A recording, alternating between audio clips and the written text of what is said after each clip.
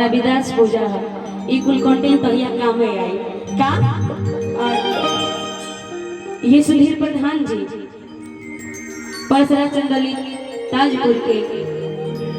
बाबा भैले जगत में ज्ञानी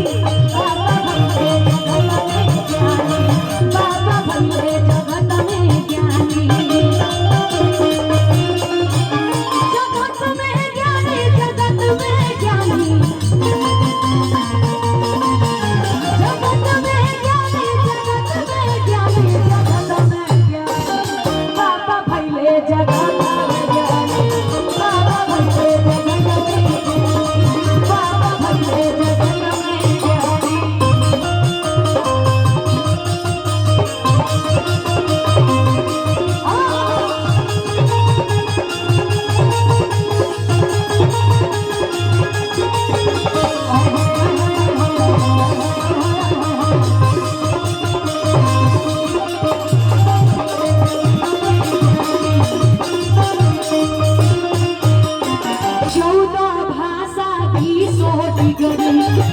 शास्त्र दिए छानिए बाबा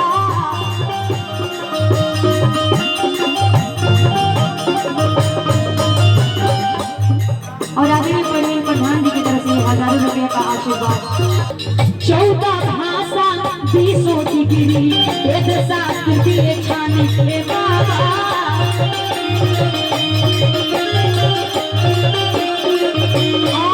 और दुर्गेश भैया से हम यही निवेदन रहेंगे कि ये कार्य हमेशा ऐसे ही बना रहे और बरकरार रहे और आशा 200 डिग्री वेद शास्त्र दिए छानिए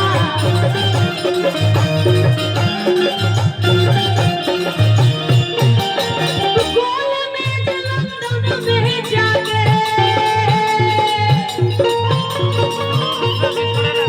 गोल में जलंधर में जाके ये अंग्रेज में पानी और गाना सुबह में डांस करने वाला पोते और कि अंग्रेज को भी पानी और नवीन मास्टर और अधेश मास्टर जी की तरफ से